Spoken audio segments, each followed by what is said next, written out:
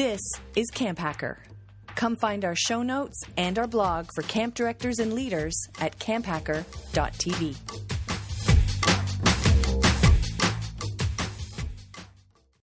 Your mission is campers. Whereabouts' mission is making their experience coordinated and connected. Whereabouts is the only camper management system that keeps parents, admin, and staff in sync in real time, so every camper's day runs with confidence, clarity, and care. Check them out today at whereaboutsapp.io. Welcome to Intentionally Intentional Leaders, a Go Camp Pro podcast. Brought to you by the Resilient Camp Blueprint Diagnostic. It's a free tool that we made to help you reclaim your time, reignite your purpose, and build your resilience as a camp leader. You can take it at camp.mba/Travis. So on this show, each episode, our guest rolls a 20-sided die, or I do it, and you can see it on the screen. And then we pick a question based on the number that comes up through three different lenses: memories, insights, and beliefs. My name is Travis Allison. I help camps turn care into action, building the camps that help people feel seen and supported. And today's guest is Jane McCutcheon. Jane, welcome. I'm so glad you're here. I'm excited for this conversation, and I appreciate your time on it. As I said in the intro, 3 rounds: memories, insights, belief. I'll roll. You can see the number. I'll read off the question to you, and you get 1 skip where you want to go to a different question. You just don't think you have the right answer for that one, and a flip, which means you make me answer it first and then you do. And a flip and a skip per category, or just once in the whole game? Once in the whole game. Okay. All right. Yeah. Save it. Yeah, absolutely. Okay, so I'm going to share so that everybody can see me roll here. It's a 20-sided die, so we'll pick from one of 20 questions. All right, first question, Jane. Is, what was a moment in your lifetime when you could have chosen a completely different path? When I graduated from my MBA at Western University in 1979, I could have become a chartered accountant or a bank manager, and I went back to camp. Yep. Why did you pick camp over those very, what's the word? Just very stable professions, a lot less stressful jobs than camp jobs? I had been accepted into my MBA when I was 20 years old, and Western University encouraged me to go out and have at least 1 or maybe 2 years of full-time work, rather than coming straight from an undergrad to a master's. So I had been working in the springs at camp, and some of the full-time staff at the outdoor center at the camp where I worked were leaving. So I decided to go for 1 year, and I had such a good time. I stayed for 2, and then I went back and did my MBA. And when I graduated from my MBA, the business manager at the camp was leaving. So the camp director said, "How would you like to come back, be the business manager, and write some books?" Yeah, and write some books. 1979. So we wrote 10 of them. Exactly. And I want to talk to you about the books too. I'll do that in between the sections. I feel like, Jane, you and I have a similar brain where we see this business stuff and keep thinking, man, that would apply to camp so easily. If we could make camp better if we start looking for these opportunities to do some of the business stuff that we've learned. I've always said you need to think of camp first as a business, and then as all of the soft, warm, fuzzy things that we know we do to create good citizens. Yeah. We definitely agree on that. All right. Question number 2. Question 17. Where did you go when you needed to escape when you're a teenager? As a teenager? Yeah. I don't think anywhere, because I went to camp every summer. I was on staff when I was 17 years old. Moved a lot. My dad was with Bell Canada, so we always moved, and it was having new friends and figuring out new schools and new households. So I think I never felt like I ever had to escape. We were always on the go, and my mom was always positive about the moves, and it was great. I have no regrets as a teenager feeling like I needed to do something different than homeschool and camp. Right. It was campus. It sounds like camp was pretty consistent through all of those moves. Was it always the same camp? Yes, I started at age 12 at Camp Tawingo in Huntsville. Right. And so camp was like that consistent home. Yes, there's no question. They always talk about your third place. You know, if you have Yes. home and your school or your work, and then your third Yeah. place. No doubt for many of us in camping, camp was our third place for sure. For me, Yeah. it was, no question. Yeah, me too. Me too. Excellent. Okay, thank you. Go to one more question in memories. What was a conversation with a camp parent that still shapes how you think about this job today? I remember a little girl who was very concerned about coming to camp, and her parents called me, and we had many conversations, and I talked with the little girl as well. I never use the word homesick because I don't believe Yeah. you're sick. I always use missing home. So we talked about her Yeah. missing home, and her parents told her that if she would just try to go to camp, it would make them happy. But if she were really, really, really unhappy, they would come and pick her up. So she Right. arrived and she was really, really, really unhappy. And Yeah. we had some phone calls back and forth. And on about the fourth or fifth day, she said it was in the evening at about 7 o'clock, and night times were the hardest when she was Of getting course. organized to go to bed. And she Hmm. said, I can't do this. I just can't do this. So I said, will you come on over with me to my office and we'll call your mom and dad and we'll tell them to come up and pick you up tomorrow. So we did. Hmm. And the parents on the other end of the phone call told her that she could not come home. Yeah. I said to the parents with the little girl in the room, you Yeah. made a promise to your daughter, and if you don't come and pick her up tomorrow, I will drive her home. Yeah. And the parents were dumbfounded. Of And course. they said, we'll call you in the morning and let you know what time. I walked the little girl back to her cabin and she gave me a great big hug and she said, Mhm. I don't want to go home anymore. And she ended up staying for the whole Yeah. session. But I Yeah. just remembered about how we try so hard to teach good Yeah. values and we keep our promises. And I will never forget that little girl at the end of that session coming up and giving me a great big hug and just saying thank you. So that's probably my most memorable moment with a little child. Oh, that's great. That's great. Did she end up coming back to camp? Do you remember? She, I don't know because I wasn't there the following summer. Oh, yeah. So I Yeah. don't know. Yeah. All right. That's great. Well, I appreciate you doing the memory section. As you said in your intro, Jane, you have been involved in camp for a long time, worked and owned a camp, and you wrote a ton of books. What were your books about? The first book that we wrote was a songbook because Yeah. our camp was pretty famous for song leading and sing Yeah. song leading, and we tried hard to teach all of our young staff how to lead a decent sing song. So there had been a book that had been started years before. And so the Mhm. first task was to finish that very first songbook. And then we wrote another songbook with a set of 50 different songs. And then Yeah. we wrote a book on campfire programs, how to set up a recreational, really great program that involved active participation by your audience in the beginning and tapering down to a story and a quiet ending. So we Quieter. wrote a Yeah. book about campfire programs. And then we wrote another book, which had 10 complete campfire programs with an opening, sing song, games, skit, stunt, story, and a closing. And then we wrote a book on a series of songs that were a little more complicated songs that you might teach Yeah. if you had campers there for a longer period of time. And we Mhm. added specialty games in the areas of nature and campcraft and waterfront. We wrote a games book with 200 games. And we wrote a book called High Above the Thundercloud, which was a book on the history of Indigenous. Yeah. It's not a book I would write again today, but we Yeah. were attempting Yeah. to be very respectful and to also teach the heritage. We actually Yeah. had a co-author was Dr. Bryce Taylor from York University, who was returning to Indigenous communities to teach them their own dances again. He was a very No. famous Yeah. Yeah. dancer. Yeah. And we wrote a book on the camp nurse and the health program with help from Mary Casey from she's an OCA honorary life member.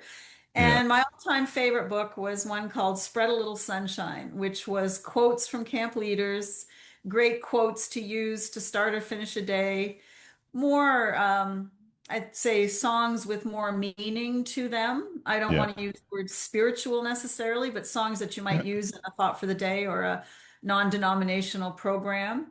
And then we went back through all the old Canadian camping magazines and got permission to repost stories by some great Ontario and Canadian camp leaders. So I love that Yeah. book. It was my Yeah. all-time favorite. Yep. It's definitely my favorite of them too. Folks are listening. I would encourage you to look through your camp libraries because I would bet that these books were in 75% of camp libraries at one point or other. And such really well written to make it easy for us all to apply the stuff that Jane had written. We Thank you for sold that. about 150,000 copies around the world of all of the books. We self-published and Yeah. have a little camp brochure printer do the printing. And yeah, Yeah. it was fun. It was from 1979 through to about 1987. So some of them are dated, but Yep.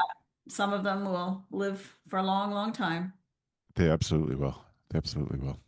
Well, thank you. And thank you for that contribution to leading camp for the rest, allowing us to lead camp better too. So we're grateful for that. This Go Camp Pro podcast is brought to you by Whereabouts, a new product from our friends at Camptivities. Ever had that heart-stopping moment when a camper accidentally goes home on the bus, but their guardian was supposed to pick them up? Or when you can't confirm everyone's arrived at camp until noon, even though the morning meeting ended hours ago? What about those little moments that slip through the cracks? Like staff not knowing it's a camper's birthday, or missing a special event reminder? You're not alone. Camps everywhere are saying the same thing. They need a less manual, more connected way to manage the camper experience from drop-off to pickup. Introducing Whereabouts, the only camper management system that updates in real time across 3 interfaces: parents, admin, and staff. The parent app is attendance forward and includes all the features families expect: facial recognition photos, event calendars, news feeds, and more, giving parents peace of mind and your team fewer calls to handle. One system, one set of data, everyone in sync, all the time. From knowing where every camper is, to reducing office chaos, to helping staff feel more connected, Whereabouts help your camp run smarter, not harder. Book a demo today at whereaboutsapp.io. I'm going to switch us, Jane, and go into the insights section.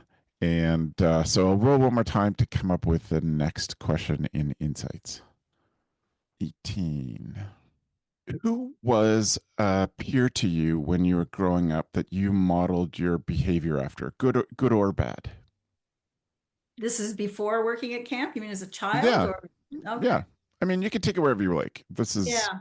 open to, I would think it's kind of open to whoever you feel like you want to talk about. I think it's probably my sister. We were Yeah. only 22 months apart, but we were only 1 grade apart in school because she was a March baby and I was a December baby. And so Right. I think we became best friends. I went to 9 different schools. My mom and dad Yep. moved 15 times, and I was with them for 7 of those moves. So, as I said, my mom would come home and say, "Your dad's got a promotion and we're moving." And they would go find this lovely school. And my brother, I have an older brother. And so Yeah. sometimes they had 3 schools, a junior, a middle school, and a high school. And then they'd look for a Yeah. nice home near the good schools. And so I think it was my sister. And when she wanted to go to camp the first year in 1966, I didn't want to go. I decided not to go. And so my mom and dad and I went up to visit her halfway through her month at camp when kids used to stay for at least a month. And she'd just come off a 5-day canoe trip and had the time of her life. So I was 11 then. So I said, "Oh, I think I better get going to camp." So I went back at age 12. But we had a summer cottage growing up. My parents built a log cabin from scratch, and we spent our first many summers as young people at the cottage. So I would think that my big sister was certainly my best friend growing up, and she's great, and we're still good buds. So I think Yeah. it'd have to be my sister. Of course. All right. Next insight question. Question number 7. 6, I see. Oh, you're right. Yeah, I stopped watching when it rolled. Okay. I stopped watching when it was still rolling, so thank you for that. The question number 6 is good because I like this question actually better than question 7, especially for you, Jane. What metric do you think most predicts a good summer at camp? No question, your return rate of campers. Okay. Yep.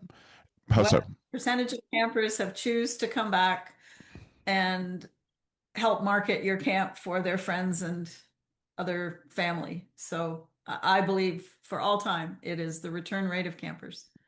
Yeah. When you have a higher versus lower return rate, on top of it's just easier to fill the beds, what do you think the impact is on the ground when the kids are there and programs running?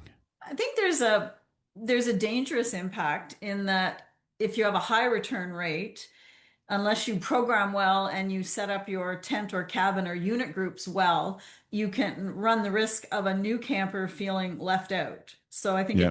it's really important that that be understood in the makeup of the way that children either live overnight or go to activities.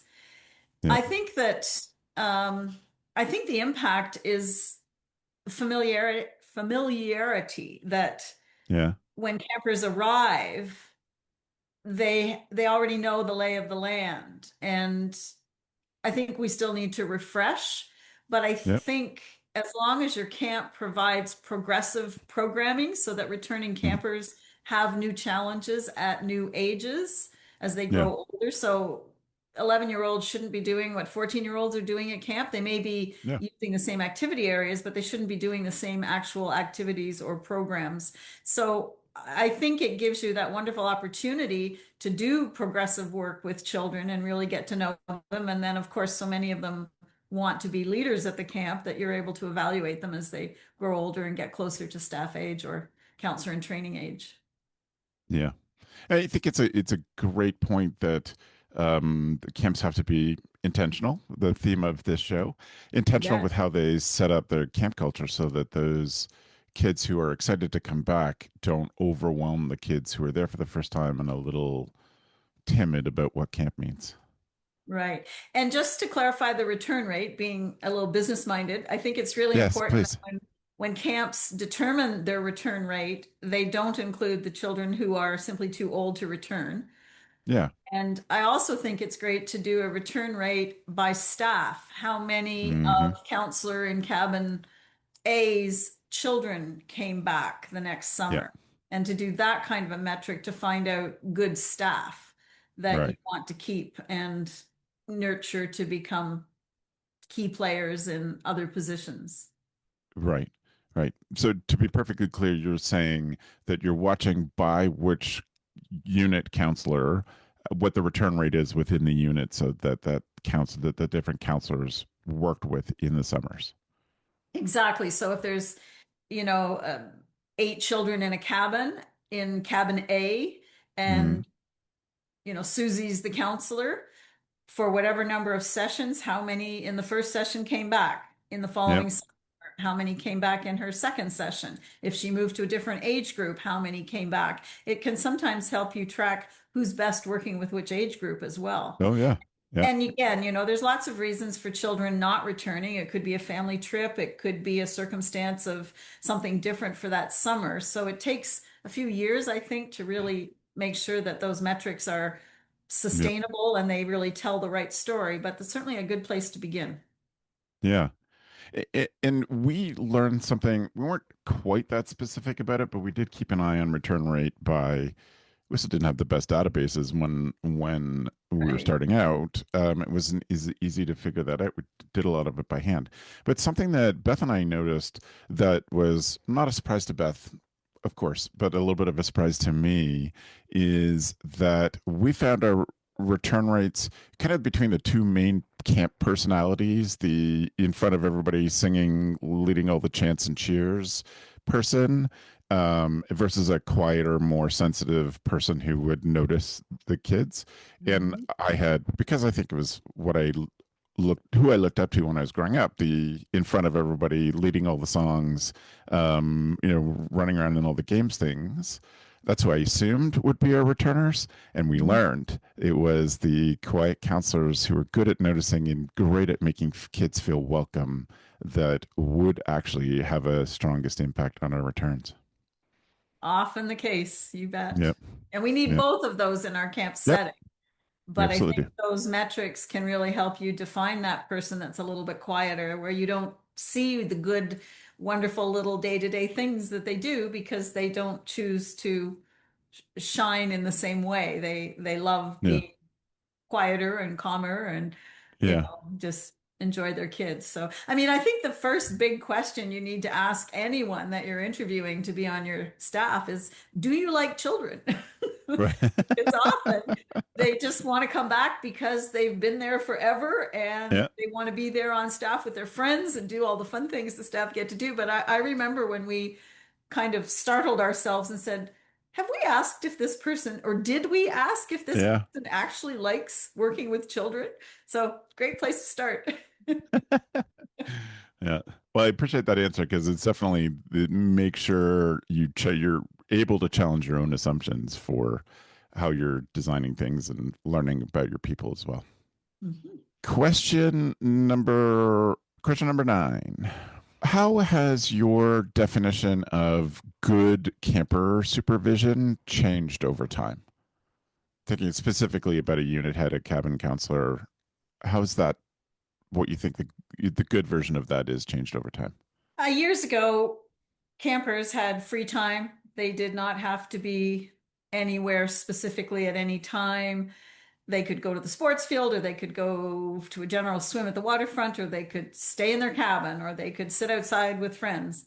Yeah. I think the world has changed so drastically, and I find it sad. But Yeah. I think good supervision today, and I wouldn't even just say good supervision, I would say absolute supervision, no question asked, is that you need to know where every camper is every minute of every day, whether they're day campers or overnight campers. There is no question that you cannot leave a group of young children alone in a cabin anymore, because we don't know the influence of bullies anymore. We don't Yeah. know a child who may be in real trauma at home and decides they need to go home and see their mom and they run away. Not Just that leave. this happens very often, Yeah. but we can't afford to have it happen ever. So Yeah. sadly, I say good supervision is knowing where every child is every minute of every day. And they don't always have to be together with their unit group, but they need Yeah. to be fully signed in and accounted for, no matter what the activity or where in camp they may choose to be. Yeah. It's been fun to watch the industry change to find a really great thing, the great setup that incorporates kind of both that level of freedom and the we know where everybody is. As the free play movement has moved through camp, it's not just everybody go do anything for a certain period of time. It's like within these boundaries, so that we know that you're safe, you have time to do what you want. You're not being determined by the clock, but we can still have the proper supervision of those kids. Exactly. And it needs to be developed according to their age, so that little kids Yes. have fewer choices in closer quarters potentially, where they can be well supervised, whereas older campers may have a few more choices with a few less staff there to be in charge, depending on what it is they choose to do. So to be able to go read a book on the deck of one of the activity buildings is a great choice, as long as somebody knows that's what you've chosen and you showed up to do that. Yeah. Yep. I agree. I agree. Last question in Insights. Question 12. What do you think? What negative experience, or I'm going to call it failure, most improved the way you thought about hiring and training staff? What was the biggest lesson you learned about hiring and training staff over time? I think it's what I said earlier. It was the question of, do you like children? Because Yeah. Yeah. we often would simply take on a staff member who maybe hadn't grown up at camp but was Yeah. really good friends with someone who had. Mhm. And we were in a position where we had a pretty good return rate of staff, Yeah. Yeah. but there were a few times when we simply assumed that because this great counselor had a great high school friend, Yeah. we probably didn't do the interview to the same degree.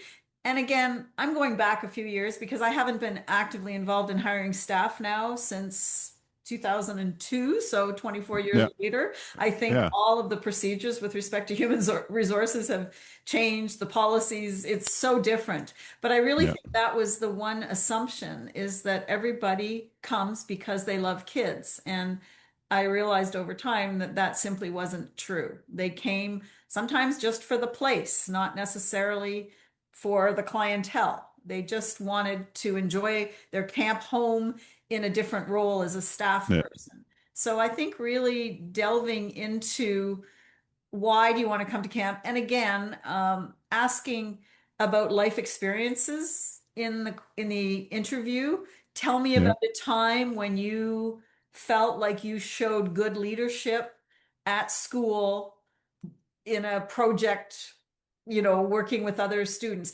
Tell me about Yeah. an experience as a babysitter that if you ever babysat. So I think open-ended questions that allow a staff person to describe a personal life experience is a really good way to interview as well. So I think it was just taking too much for granted and thinking that if they've grown up here and they want to come and they want to get paid Yeah. next to nothing for working for me, they've got to be great.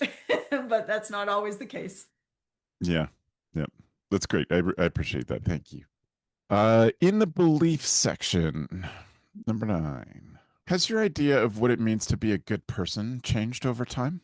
No, no, and I'm lucky. I grew up in a great household, and we were basically taught say please, say thank you, do what you say you're going to do, show up on time, be a team player. Yeah.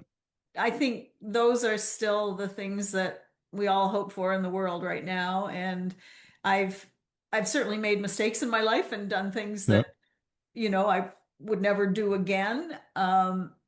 Just because I was young and didn't think about the repercussions potentially. Yep. But Yep. no, I think a good person, I think you can grow into being a good person Yep. by example, by experience, by the peers you choose to spend time with. But I think I Yeah. knew from a very early on time what it meant to be a good person. A good person. Wonderful. Another role. Question number 8. Uh, what do you think is the most important legacy that we can have our staff carry from their time at camp into the rest of their lives? I think we learn how to work really hard without knowing it because so Jane, many of us. something had something funny happen with your mic. I'm going to get you to just pause for a second, start again from I think we learned. Okay. I think we learned how to work really hard at camp without really understanding what that meant. Yeah. And particularly because I never worked in a day camp, I only have the experience of an overnight camp, but you were basically on duty all the time unless it was your actual day off. I think the legacy for all of us Mm, is when we move into our full-time profession, if it's not camping, yeah. we become really good employees. We become really good team players. Yes. Often we become entrepreneurs. Yeah. And, it's always been said the best teachers in the school system are people who went to camp. And Yeah. the best team players on a management team are people who went to camp. And I remember a dear friend of mine in the US, we talked about how do we get the great big corporations when they're looking at resumes to find out if somebody went to camp? Because Yeah. if they would look at that as a top priority, they probably would find really great staff members. So I think the legacy is that we helped create good citizens. For the most Hmm. part, we became good citizens ourselves. And we Yep. didn't realize that until we were exposed to the rest of the world and the way that other businesses sometimes operate. So Yeah. I think it's a great legacy, and I think that we will continue to do that in camping for all time. Yep. I agree. So we have one more beliefs question, and I have one I want to ask you. So I'm not going to roll for this, but I like this question a lot. And I think you'll have an answer that people really, really appreciate. What is a good summer at camp in one sentence, and how do you know when that's happening? A safe summer Okay. has to be a good summer without incident or any kind of negative side to the operation. Yeah. We Yeah. will always have campers who go home happy and campers who may not go home happy, but I Yeah. think safety has to be at the top of everything we do and think about because we are taking people's most prized possessions Hmm. and looking after them without parental care. Yeah. on the property or in the room. And I think that responsibility is sometimes larger than we even realize as young, or for our young staff to realize. Yep. So Mm. I think a safe summer is a great summer. And that really aligns. So we've done work with Joanna and Dan Weir, and done some interviews with parents who chose not to send their kids to camp. And we ask them why and some of the things. But one of the things that came up, always their first concern is safety. And when we look at communications that camps put out or marketing about camp, safety tends to get a bit buried. And that's one thing Joanna and I in particular have been trying to say, is like, you have to talk safety first before you get to say youth development or any of those things, to get parents to listen. I can finish with a bit of an interesting story about that. In Please. 1992, I was on the board of the Association of Independent Camps with the American Camp Association. Yeah. And we decided to hire a consulting company that had worked mostly with private schools in the United States. But we wanted them to help us figure out, what is our product and what do people think of us? And so they did a series of focus groups and interviews. And they were surprised with the outcome of the product of camping. They said it had one of the highest rankings as a positive product that they had ever seen in any of the work that they did. But the number one reason why people who were interviewed chose to send their children to camp, above safety, the number one answer was a caring counselor. Yeah. And they were shocked, and we were shocked. Yep. But a caring counselor makes sure you're safe. Yeah, 100%. Yeah. 100%. Yeah. That's great. Well, Jane, thank you so much for this. I'm grateful for you sharing all these and sharing your insights with the industry. Thank you. Thank you, Travis. Appreciate it. Yes, I'm so grateful to have you. So this is a wrap on this episode of Intentionally Intentional Leaders from Go Camp Pro. If you'd like to explore how you can lead with more clarity and more capacity, take the Resilient Camp Blueprint Diagnostic at camp.mba/Travis. And before we go, Jane, one last question we always ask: who is an intentionally intentional camp leader that you think we should interview and invite to be on the show next? John Jorgensen? John Jorgensen. Good pick. Thank you. Thank you all for listening. Stay resilient and stay intentional. The Camp Hacker podcast is brought to you by Beth and Travis Allison, summer camp leadership training and marketing consultants. Thanks for listening. Camp Hacker, bringing your world into focus.